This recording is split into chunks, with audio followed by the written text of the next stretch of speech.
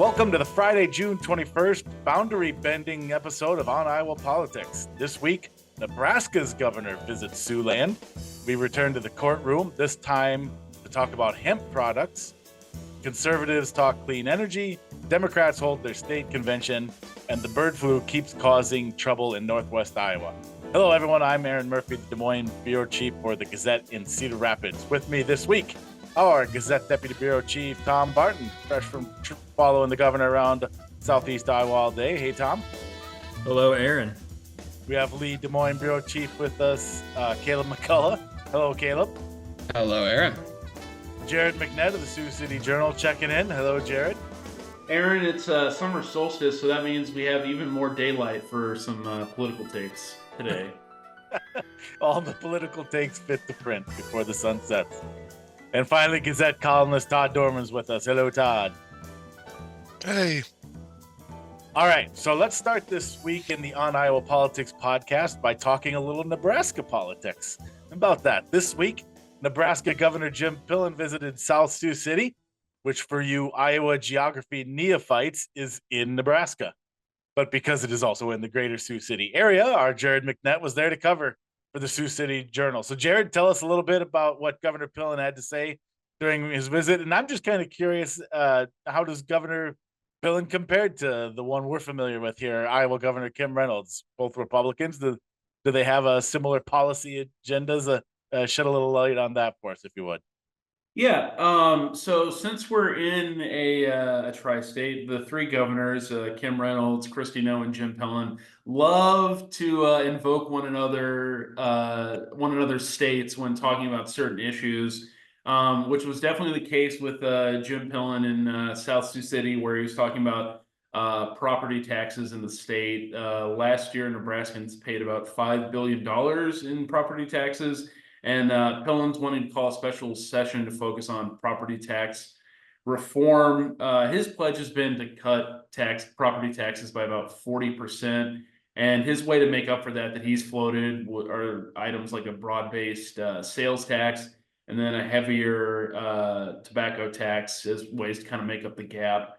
Now, the Iowa and South Dakota parts that kind of came up during the event that he had, Pillen talked about believing that scaling back property taxes could be a recruiting tool for the state versus Iowa and South Dakota, or as a way to kind of keep pace with them maybe. And the president of the Siouxland Chamber of Commerce, Chris McGowan, agreed with Pillen's point about recruitment, and then told Pillen that he needs to tell his legislators to look at Iowa and South Dakota as examples to kind of follow. So that was another way that the other two states sort of came up. The other notable way that Iowa came up, McGowan, who I mentioned a second ago, complained to Jim Pillen that there are federal representatives in Iowa who refuse to advocate for earmarks. And he said, quote, "If Nebraska isn't asking to use those dollars responsibly, rest assured that someone somewhere else is, and you can also rest assured they will not spend them as responsibly as Nebraska does." And then Pillen responded by saying, "I appreciate that." And it's very hard not to hear that as a criticism of Randy Feenstra, Right, who did not request any earmarked funds for fiscal year 2024 and has not been a big proponent of earmarks during his time in the U.S. House so far. So that in particular was the Iowa thing that really made my ears kind of perk up during the meeting. and he was and Tom, you wrote about this, right? Feenstra was the only one from Iowa who did not do the earmark thing, and forgive me for fumbling over the right verbiage there. Yeah, Correct? that's correct. Yeah, that's interesting, Jared. It's also interesting to hear comparisons between Iowa and another Republican state. For once, we hear so much about Iowa and Florida. In fact, I believe I've heard somewhere that some people call Iowa the Florida of the North. I'm not saying that. I just heard that somewhere. To the question you were asking about too, about the kind of differences between the governors, Pillen is definitely a lot more low key in terms of presentation than Reynolds or Noem, who are much more like sort of combative in a lot of ways. Pillen's style is a lot more kind of laid back than that, at least from the events that I've been to of his. Yeah, interesting. The property tax, interesting was stuff is interesting too, and I wanted to ask you, Jared, and forgive me for putting you on the spot because I obviously know you're focusing on Iowa. I don't know how much you guys pay attention to Nebraska, but when we had the property tax discussion here in Iowa, the pushback was always from local governments and concerns about what that does to their budgets. Is it similar over there? Do you know when as they're having that debate, are they getting the same concerns?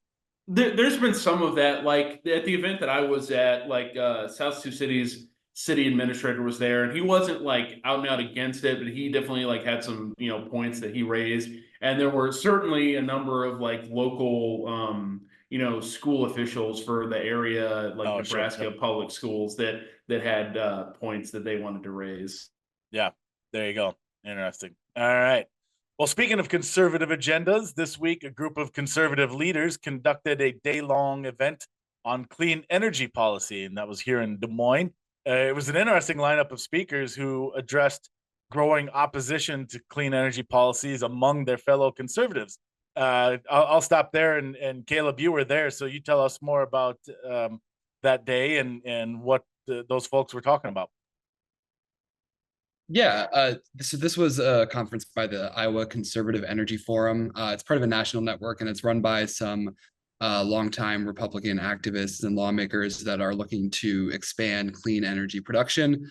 And it was an interesting event given the kind of sentiment in the Republican Party around climate change, and especially after covering the presidential Republican caucus primary, the vitriol that those candidates had for clean energy and kind of the championing of fossil fuels by some of those candidates.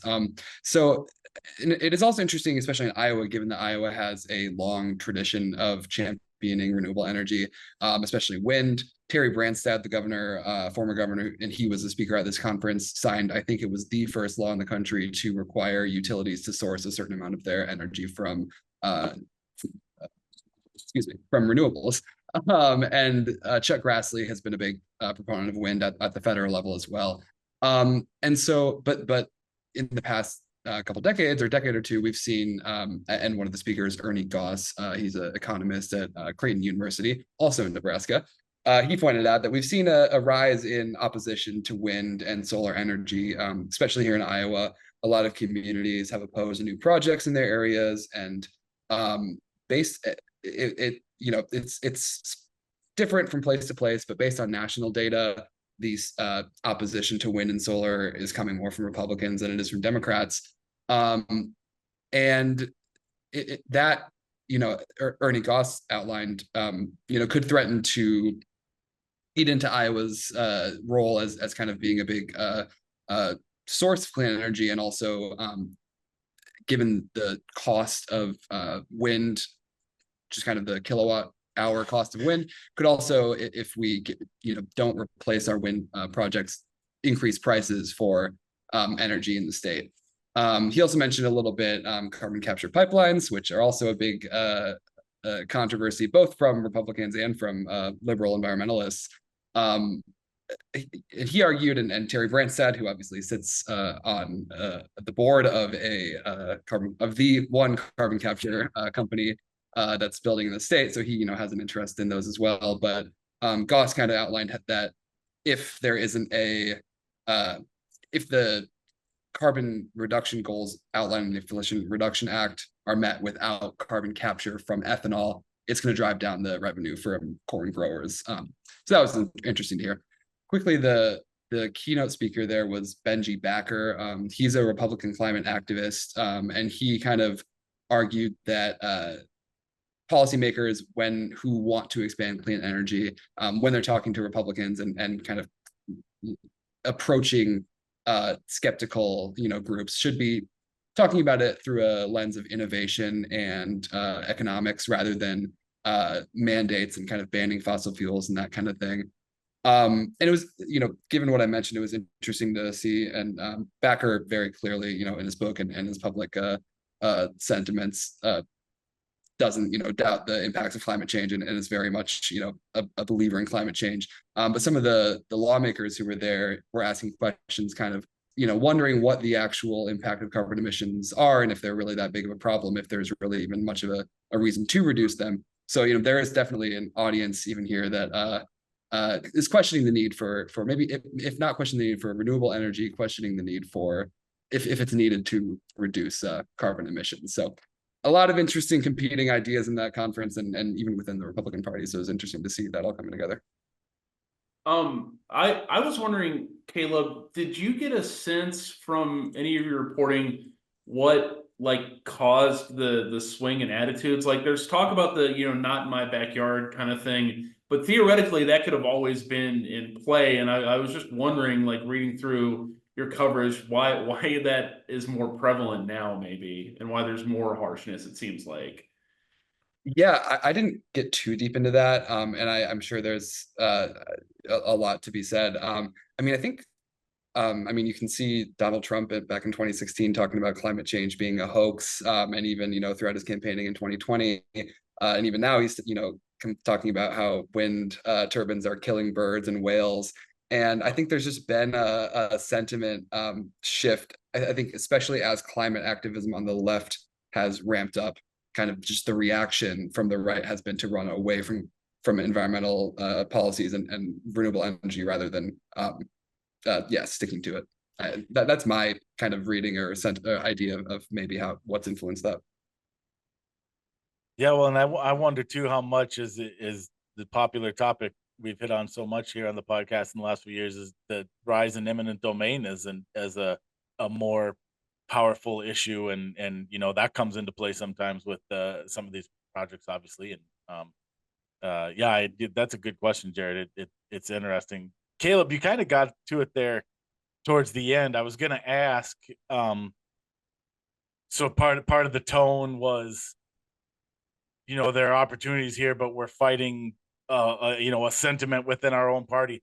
Did any of the speakers have any specific calls to action? Like, what can we do about this? Like I said, I think maybe you touched that a little bit at the end there with the one, the keynote who was saying we need to talk about them as economic opportunities, etc. Were there anything else along those lines? Yeah, I think Backer was the one that spoke the most about that, and yeah, that was kind of his point was that people who are skeptical about this or who just aren't convinced by the climate change argument need to be convinced that renewable energies have an economic benefit, or that there are other reasons to be championing these technologies. And so that was kind of, I guess, his if there was a call to action, it was when you're talking about these policies, you should be approaching it from not just from a climate perspective. Yeah. Okay. Interesting. All right. Well, we've been talking about Republicans and conservatives a lot so far. So let's be fair and balanced here and talk about Iowa Democrats now. The Iowa Democratic Party held its state convention this past weekend. It was pretty uneventful as far as state conventions go. It's not a caucus year, and as much as that matters to Iowa Democrats anymore anyways. And the party has the incumbent U.S. president, so there's not a lot of drama there. One of the key takeaways yours truly came away with was House Minority Leader Jennifer Conforth's call for Democratic candidates in Iowa to stay on message in this election year by focusing on abortion and education policies primarily when talking to voters. Todd, I wanted to ask you, is it that simple? Is that the right plan for Iowa Democrats? Is that how they win in 2024, by focusing almost exclusively on abortion and education? Well, those are areas where Republicans have done things, that are not popular. With regard to abortion, they've passed the, they've got the heartbeat bill, which we could find out is constitutional or not constitutional very soon. And they, the vouchers and the AEA reforms were not popular, if you can believe the polls that were out there, monitoring, asking people what they thought about those proposals. The thing is, and we've talked about it before, how there seems to be kind of a disconnect with voters between policies they don't like and, legislators in that are members of a party they do like, or they feel strong social connections to, cultural connections. And so sometimes it doesn't work as well now as it used to go out and say, your Republican lawmaker did this, and this. You did. I mean, these things are unpopular and will hurt small towns, and it's a tougher argument to make. And given the map and the way things shake out, uh, I'm not sure how much headway the Democrats can make. But aside from all the politics and the strategery and stuff, I mean, these are important issues. They affect people. I think it's good for Democrats to be talking about them. And as long as they lay out their own vision for how they'll make people's lives better, or schools better, or protect reproductive rights. I mean, that's what they have to do. It can't just be Republicans or ogres. Elect us, we're not ogres. It's they've got to have their own message to get across. But these legislative campaigns often aren't about much. I mean, the ads Yeah. look a lot the same. You got Republicans in schools saying we need to strengthen public education, and then go to Des Moines and do other things. And so campaigns are sort of about nothing, kind of a Seinfeld strategy. And then when you get to Des Moines, that's when you figure out what people actually want to do. So yeah, Uh, it's going to be tough for Democrats to lay punches when Republicans are going to be pretty elusive. Is it any different at the congressional level, Todd, for those House races that we'll be watching? Do those topics, well, and education isn't, the education issues in Iowa aren't federal issues. So I'm kind of stealing part of your answer there, but how about those House races? Well, I think abortion is going to be significant in those races, and depending on what the Iowa Supreme Court does, if they uphold that law, I mean, suddenly Iowa is going to be one of those states that is finally directly affected. We haven't been yet. We've sort of been waiting for the axe to fall, and if it does fall, then I think that makes it a much bigger issue going into November, when people start getting turned away, when we start hearing, the horror stories about people with complications and problems who can't get doctors who want to help them because they fear losing their license. So when it becomes real, I think that's going to make it even a more compelling issue than it is. And in tight races, like conceivably the first and the third districts, that could make a difference. All right. And to that end, Todd, you note that a couple times.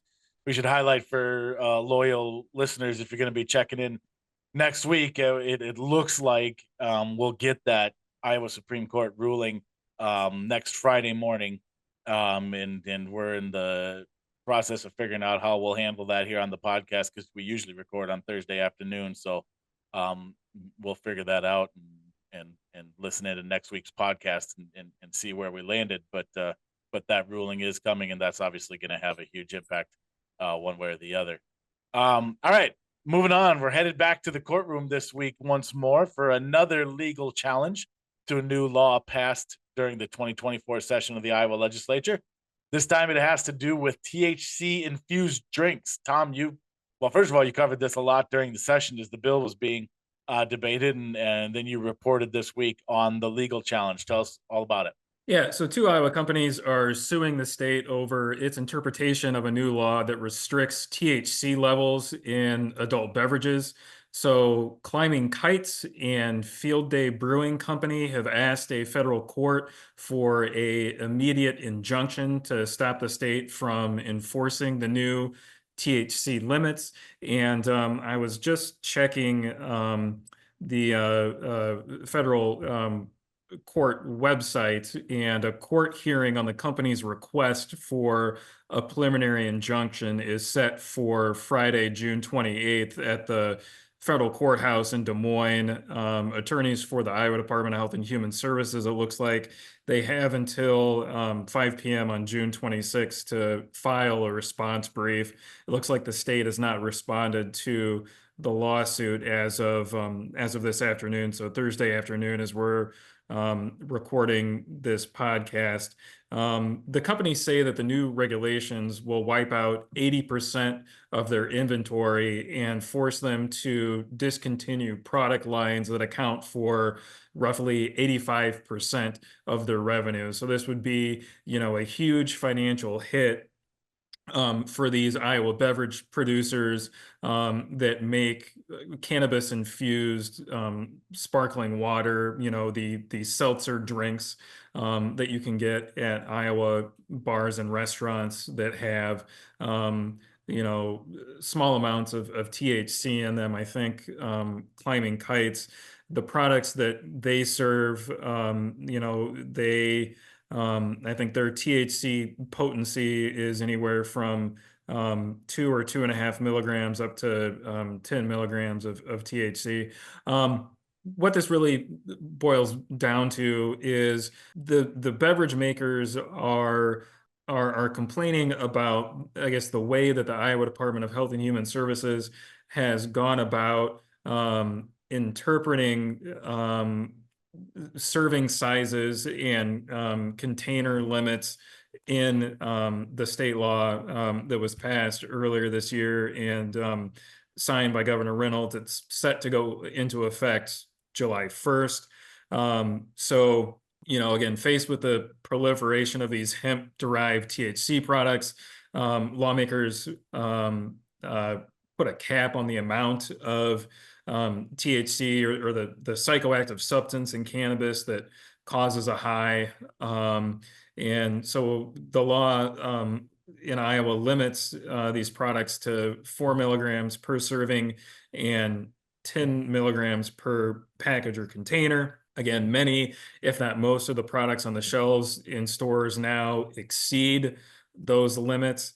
Retailers in Iowa, if this law is not temporarily halted or enjoined, will be required as of July 1 to return or destroy any beverages, edibles, or other products that don't comply with the rules limiting the strength of these consumable hemp products. And so initially, Climbing Kites didn't object to the law as it was going through the legislative process, feeling that all of their THC infused drinks, which again are in 12-ounce cans ranging in potency from 2.5 milligrams to 10 milligrams of THC. They thought that the law would allow much of the status quo to continue for its line of hemp-based drinks, and that they would simply need to change the labeling to comply with the new regulations. And so, for example, for its 10 milligram can, the producer believed that it could change the number of serving sizes in each can to accommodate the law's cap of 4 milligrams of THC per serving. HHS initially interpreted the law to mean that manufacturers could have only 4 milligrams total THC per can. And so Big Grove, one of the brewers that is involved with producing Climbing Kites, said that interpretation, threatened to, wipe out a large percentage of its inventory and product line, and said that it would consider legal action if there wasn't a resolution.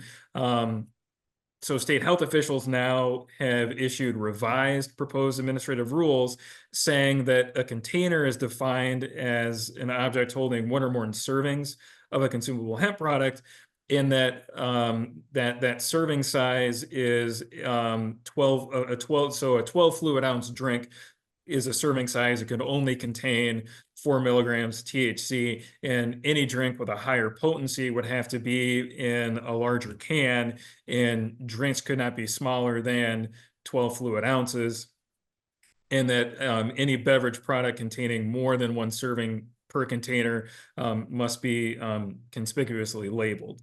And so again, the companies are saying that these rules are going to severely impact their business and their product lines, and that they're arguing that federal law preempts the state regulations that Congress gave express authority to the FDA, the Food and Drug Administration, for oversight of food safety issues, and that the state labeling requirements and other provisions in the law contradict or go against those federal rules, and argue that Health and Human Services acted beyond its authority in the way that it went about interpreting the law and setting those serving sizes and container limits. Yeah, that the whole serving size thing is so fascinating, and although it does make me a little bit worried that I assume it'll either be Caleb or I will have to cover those arguments next Friday, and I'm worried they're going to be very mathy. Yeah. And you can't take electronic devices or anything into the federal courtroom, so I assume you can't take coffee either. So it's gonna be a challenge covering that one. I'm curious. Aaron, Sorry, I thought you were complaining about not being able to bring electric devices because you needed a calculator. A calculator. Yeah, I had that thought as I said that out, or a calculator. I won't ask anybody on the spot if they've had one, but I'm just curious because like climbing kites is Des Moines based, right? Yes. And are there places in Cedar Rapids that sell these kinds of products? Well, we have Big Grove, brewery in Cedar Rapids and Iowa City. And so the Big Grove locations, sell them. And I believe that there are other restaurants and establishments in Cedar Rapids that sell them as well. And then Field Day Brewing Company is located in North Liberty, and they oh man, what is they produce Daydreamers line of THC seltzers. Okay.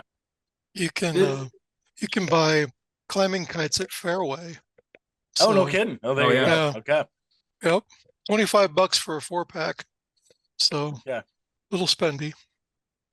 This is all so nebulous and so like weird still, and it's been years of this just like nebulousness, and even some of these laws that are intended to clarify things, as Tom was going over it, like it just makes it more complicated if you're not really paying close attention. Right. Yeah, that's why I say I'm a little worried about those oral arguments next Friday. This could be.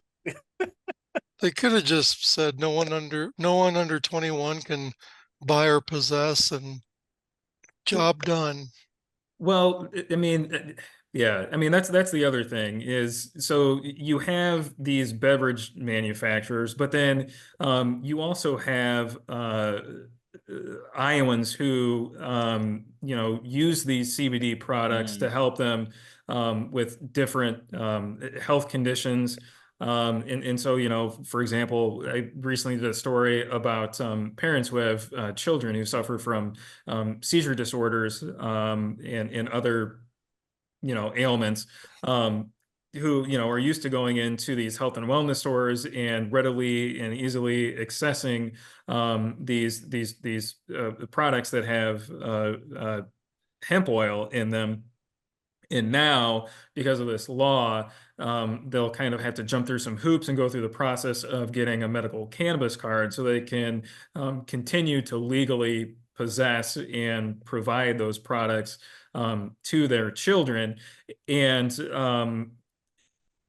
for example, there was I'm blanking on the name, but essentially the Iowa Epilepsy Foundation or something along those lines, met with the governor's staff and asked them to amend the law to where it would only be illegal to sell products to somebody who is under 21 years of age, but still allow those under 21, like their children that have these seizure disorders, still make it permissible for them to consume that product if it's given to them by a caregiver.